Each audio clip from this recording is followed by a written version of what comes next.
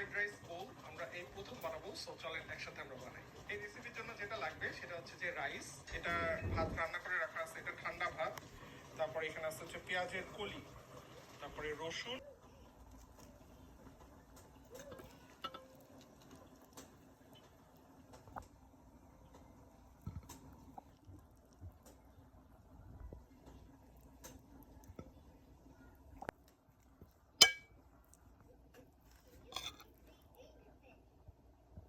বিসমিল্লাহ।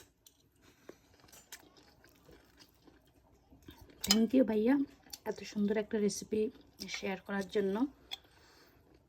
আপনার বড় ফ্রেন্ড হয়ে গেলাম এই রেসিপিটি ট্রাই করে।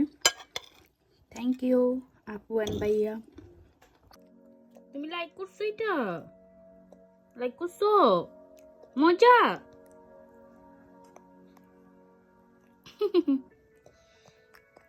ক ক